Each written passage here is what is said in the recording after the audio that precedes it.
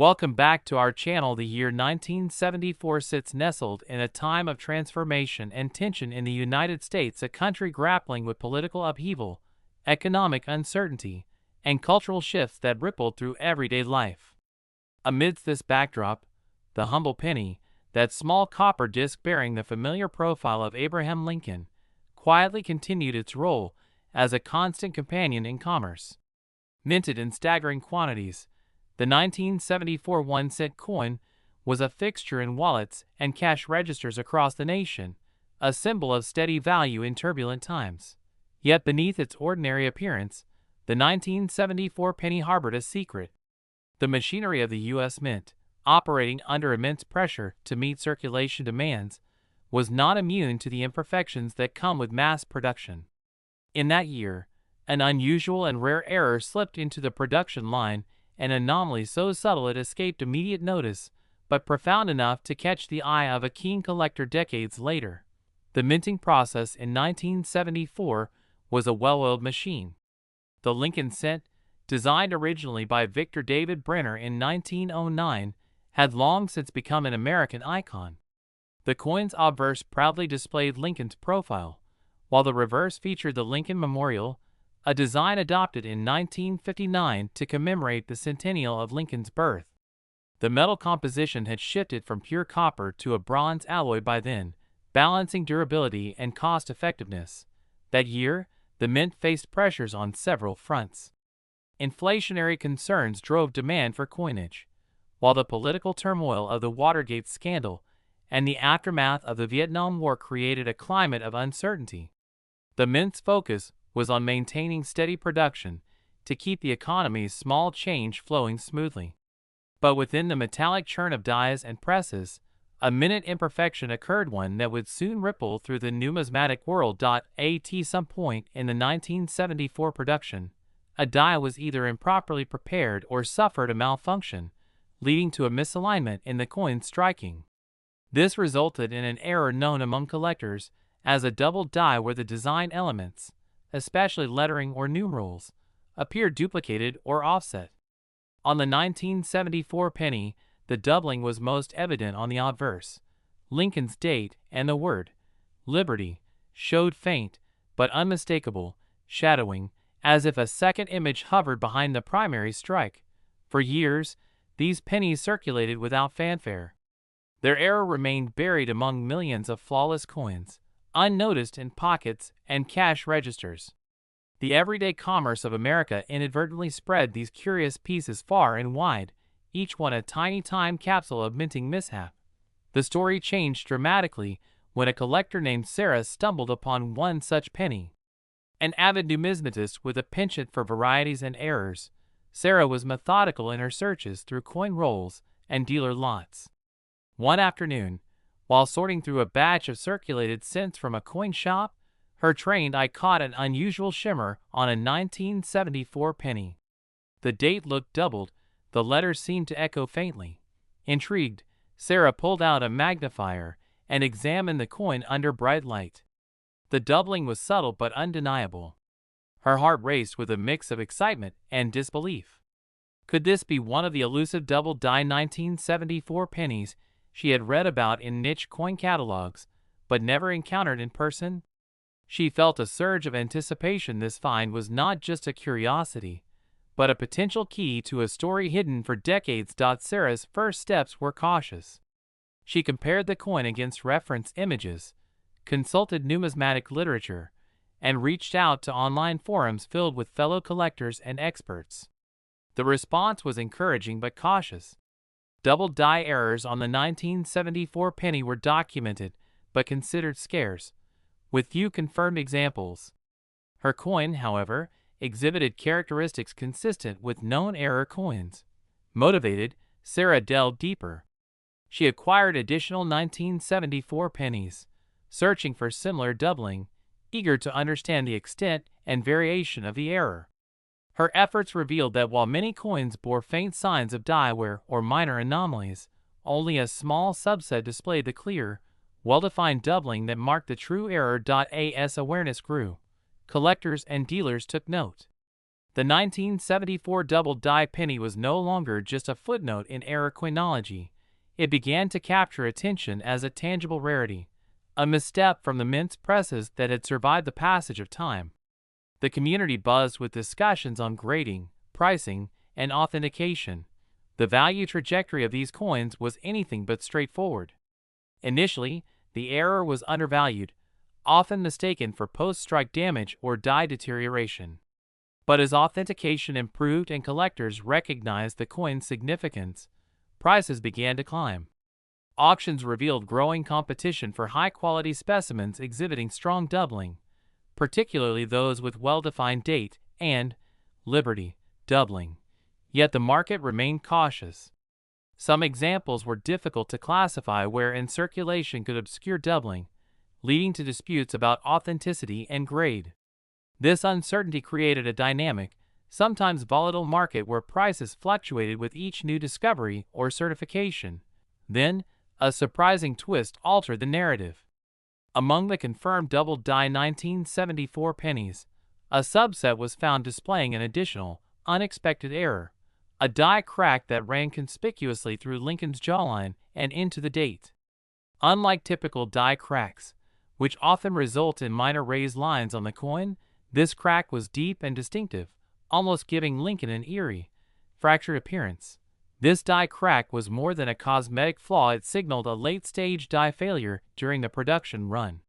Coins struck with this cracked die bore the double die error layered with a dramatic fracture, creating a visually striking hybrid error.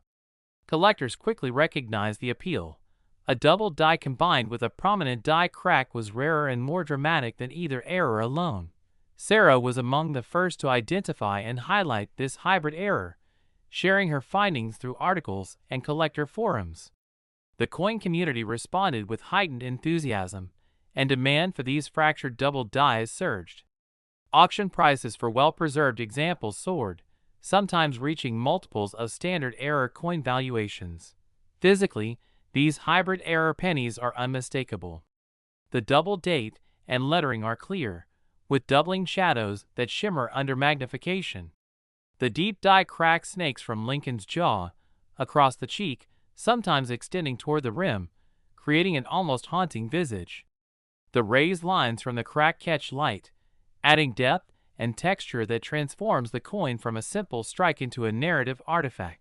This unique combination of errors made the 1974 penny a captivating mystery.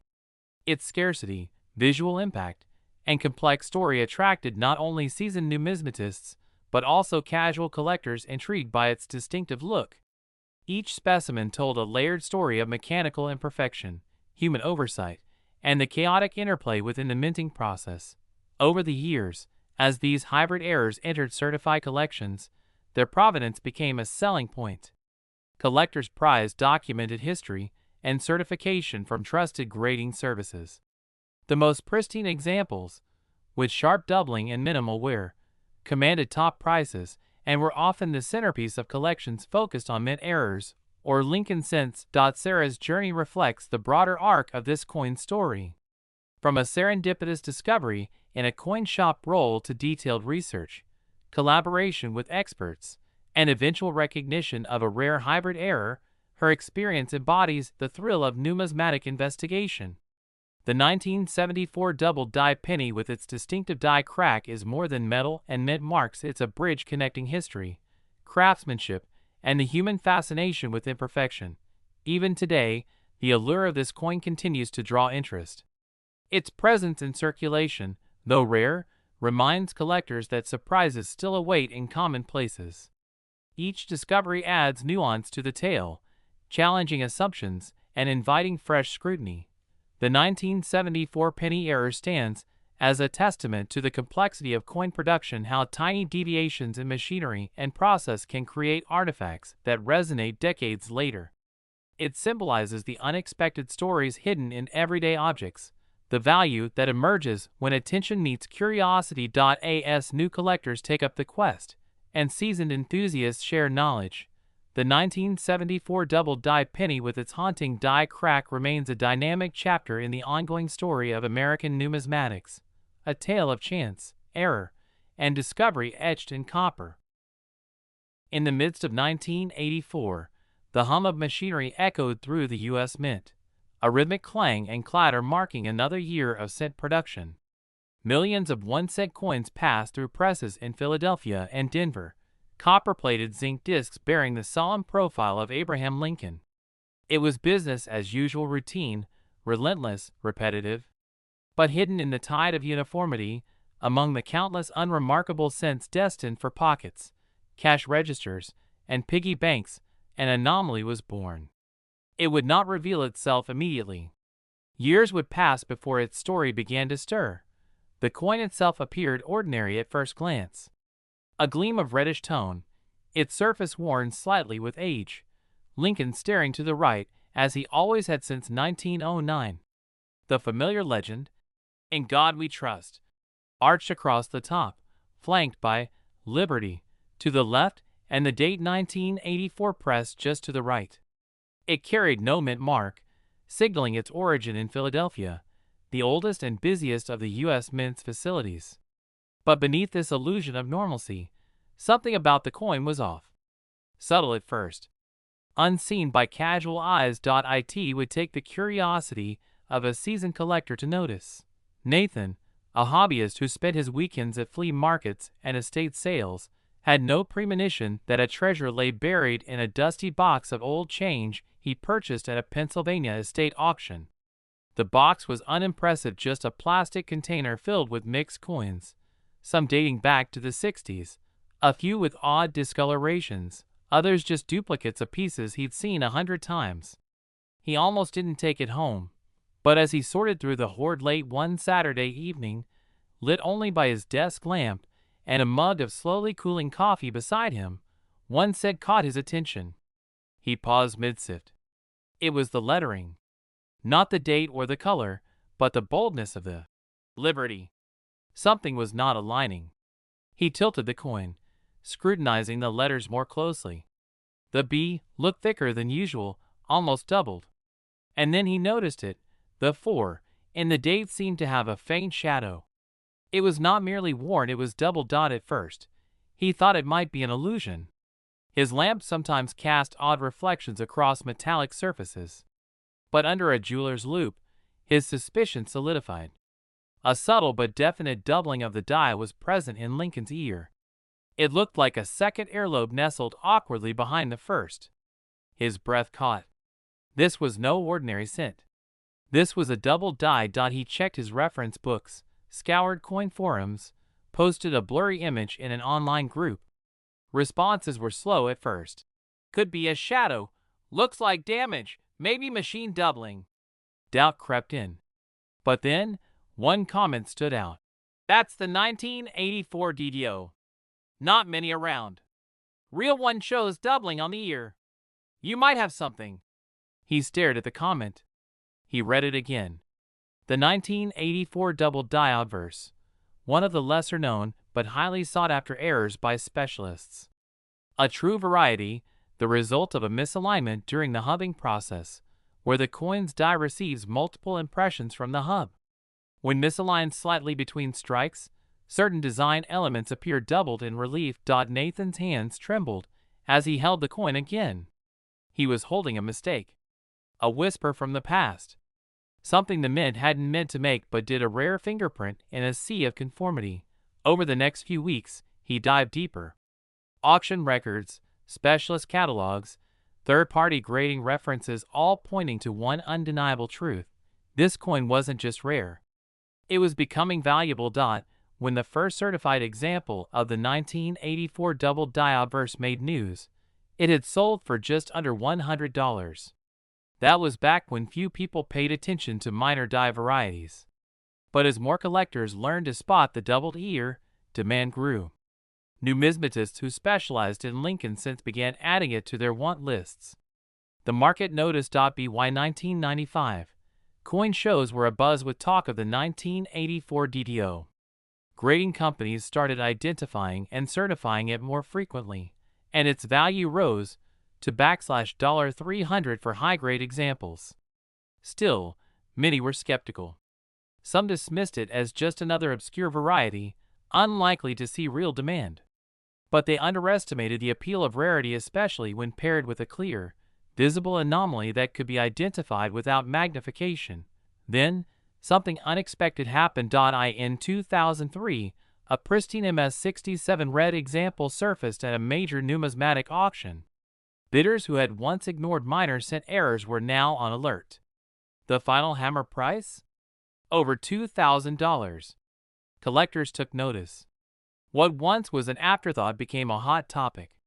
More coins were submitted for grading, and it became apparent that while a few hundred existed, truly high-grade examples were astonishingly scarce. Nathan's coin, after much internal debate and more than a few sleepless nights, was sent to PCGS. The wait for results was excruciating. Days passed, then weeks. But finally, the slab arrived. MS-65 red. A gleaming gem. A coin struck 4 decades prior, now transformed from copper pocket change into a rare certified specimen, sealed in acrylic, recognized and protected.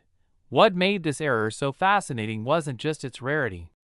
It was how deliberate and subtle it felt. The doubling wasn't dramatic like the 1955 DDO with its bold twin letters. It was concentrated, confined, just the ear, like a secret. A message left for those patient enough to look closer.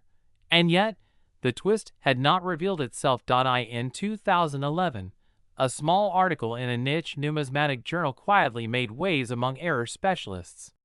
A researcher had tracked several examples of the 1984 DDO and noted a strange pattern. A handful of these coins displayed not just the doubled ear, but also a slight misalignment on the reverse, particularly around the Lincoln Memorial's upper columns. It was faint, inconsistent. But in 3 examples, a hairline crack ran vertically down the memorial, a die crack that extended into the steps. What had originally been thought to be a simple obverse double die now appeared in some cases with additional reverse defects, an unrecognized hybrid error. This detail was obscure. Still is. Not all 1984 DDOs have it, and no one knows how many were struck with this paired die. But the few that show both anomalies, the doubled ear and the cracked reverse, became instant legends. Only 4 examples are known today. Nathan's coin was one of them. The auction house that handled its sale in 2017 had never seen bidding like it for a modern cent. It opened at $500, rose quickly to $1,000, then $3,000. 2 anonymous phone bidders went head-to-head, and within minutes the number hit 5 figures. Gasps echoed through the room. This was not just a double die anymore, it was a dual-error hybrid.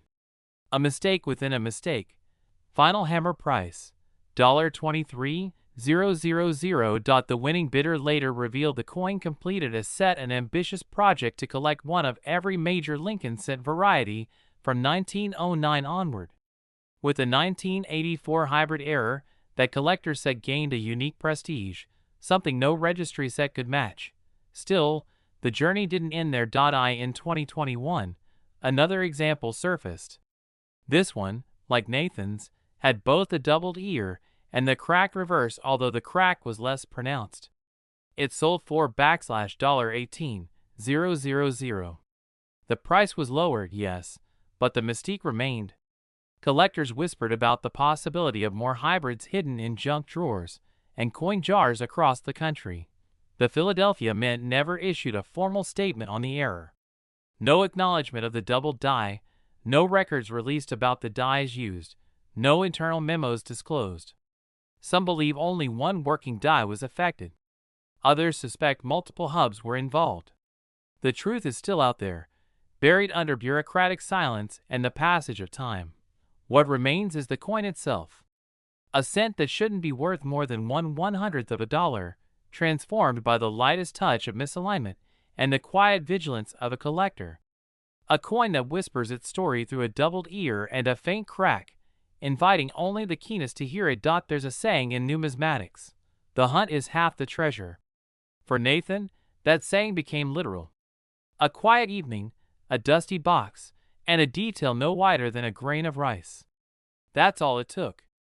A simple cent, minted without fanfare in the thick of a decade, now resting in a velvet case behind glass, known by those who study the tiniest imperfections. Not all stories roar to life with explosions and trumpets. Some begin in silence with a glint, a pause, a second look. In the waning months of 1995, the hum of machinery echoed across the Lincoln Cent production lines at the Philadelphia and Denver mints.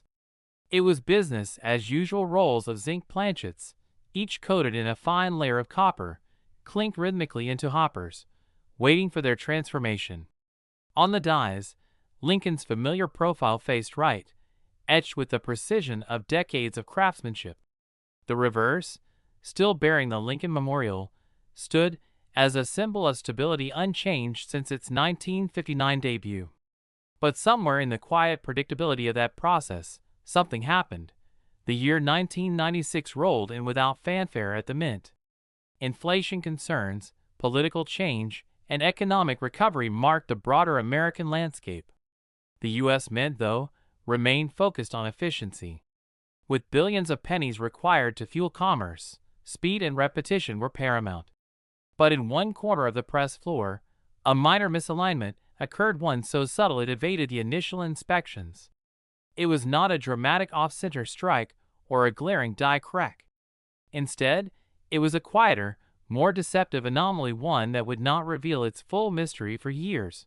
Miles away, in a small Michigan suburb, a young numismatist named Jared Bowman, just out of college, spent weekends at flea markets and estate sales. He wasn't wealthy, nor did he have access to auctions or exclusive collections. But he had something better: obsession. Jared scrutinized even the most unassuming coins with the zeal of a detective. Each cent he picked up from a junk box was held under a 20x loop and weighed on a scale with milligram precision. He wasn't looking for fame, just something that felt like it had slipped through time. In the fall of 2003, at a church rummage sale, he found it. The coin had been lying in a dusty cigar box labeled, "Pennies, take what you want." Jared's trained eye immediately registered the luster. It was unusually sharp for a circulated coin. The field shimmered under his lens, not from wear, but from something else, something different. The color was slightly off, a more subdued tone, almost a matte finish. He weighed it. 2.46 grams. A chill ran up his spine. He checked again. The standard weight for a post-1982 zinc penny was 2.5 grams. A deviation of 0.04 grams wasn't unheard of, but when paired with what his microscope later revealed, the inconsistency became impossible to ignore. The lettering of Liberty appeared slightly doubled. Not dramatically, this wasn't the bold doubling of a 1955 DDO, but delicate, like a whisper layered over a shout. It wasn't hub doubling. It wasn't die fatigue. It was something else. He spent the next 2 months comparing. Thousands of 1996 cents passed under his loupe. None showed the same anomaly. He submitted the coin to a grading service anonymously, curious but cautious. Weeks passed. Then the call came, not just confirmation, but excitement. The grader's voice trembled slightly as he described the anomaly. "It's a transitional error," he said.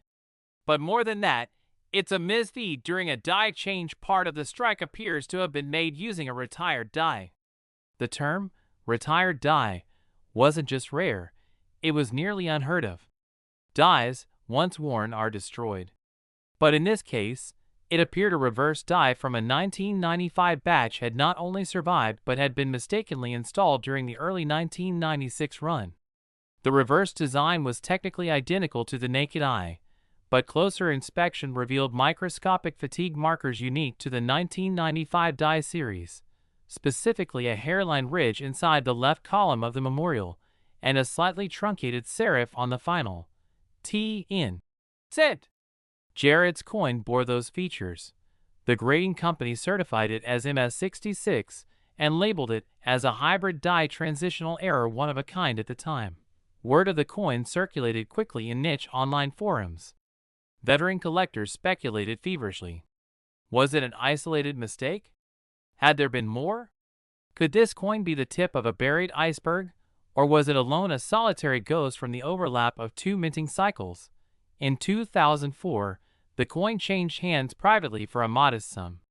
Jared, unsure of its true value and needing money for graduate school, parted with it for just under $900. The buyer, an Arizona-based dealer named Leland Frost, knew what he had. Frost was more than a dealer, he was a hoarder of anomalies. A man who studied mint logs, maintenance schedules, and strike reports from the Bureau of Engraving as others might read fiction. He spent 2 years chasing whispers. He combed through coin shows, made posts in obscure forums, even tracked down former mint employees. Most dismissed his theory, until one day, at a show in Tulsa, he found a second example. This one was lower grade VF35, with light corrosion, but the markers were there. The misaligned serif. The ridge inside the memorial. He acquired it instantly $4.45. The coin's value began to rise. By 2010, Frost had tracked down 3 more specimens. None as clean as Jared's original, but together, they formed a pattern. Every one of them came from circulation in the first quarter of 1996. The odds of multiple similar anomalies occurring in such a narrow window were statistically negligible. The conclusion became inescapable. For a brief period, during a transitional die replacement, a 1995 reverse die had been reused in early 1996, creating a hybrid minting batch of unknown size. The numismatic community was divided. Some insisted it was a minor oversight, not worth the hype. Others saw it differently, a legitimate error type, and perhaps one of the most elegant. It wasn't loud or showy. It was subtle, technical, and deeply rare. The kind of error that required knowledge to appreciate. Then came the auction in 2015. Jared's original coin, having passed through 2 more hands, appeared at Heritage Auctions under an intentionally vague description. 1996 Transitional Reverse Anomaly, MS66. The catalog photo barely hinted at the story behind it. But the right people noticed. The pre-auction estimate was listed at $2,000. The final hammer price? $14,250. The ripple effect was immediate. Dozens of 1996 cents flooded grading services, hoping to uncover another treasure. Few matched the specific diagnostic traits of the error. A handful came close, but none were accepted as authentic variants. Jared's coin, now referred to by some as the Bowman Hybrid, remained the pinnacle. What made this coin even more perplexing was the nature of the error itself. Die reuse wasn't simply a matter of cost-cutting or oversight. It had implications. Retired dies are logged, accounted for, and destroyed under strict regulations. The presence of a 1995 die in 1996 suggested either a mistake at a procedural level or a breach. One theory, never confirmed but often whispered in collector circles, suggested that a retired die was mistakenly stored in a bin of viable ones during an equipment transfer at the Denver Mint. Another hinted at sabotage, or at least intentional negligence, from a disgruntled employee. Then came the twist no one expected. In 2019, a former Mint contractor speaking under anonymity during a podcast interview described a practice he claimed occurred during periods of high output demand. Under pressure to keep up production, he said, occasionally worn dies would be repolished and reused for short runs before official replacement. If his claims were true, it meant the Bowman Hybrid wasn't an error at all, but a quiet decision made to meet quotas. This, of course, would mean other coins like it existed, maybe hundreds, maybe more, hidden in drawers, coin jars, and bank bags across the country. Collectors returned to the hunt with renewed vigor. But none turned up with a complete match. Partial anomalies, yes, coins that mimicked aspects of the original. But never the full suite. The weight, the die fatigue markers, the doubling, the matte finish. The Bowman coin held its place as the standard bearer. As its fame grew, so did its value. By 2023, the coin was estimated at over $40,000 in private circles. Still, it rarely changed hands. Its last known appearance was during a confidential insurance appraisal, confirming its continued place in a private collection on the East Coast. What remains most remarkable isn't just its rarity, but its quiet elegance. Unlike dramatic off-center strikes or flamboyant planchet errors, the 1996 Bowman Hybrid is subtle. It demands attention not for its flaws, but for its secrets. For what it hides in plain sight. A misplaced serif. A ghost eye. A year's boundary blurred. And as new collectors enter the hobby, eyes sharpened by stories like Jared's, the legacy of the 1996 scent endures. In every roll searched, every box opened, every gleaming copper coin examined under fluorescent light, there is the hope not just of wealth, but of uncovering something forgotten. Something that shouldn't exist. Something that whispers from the edges of error and intention.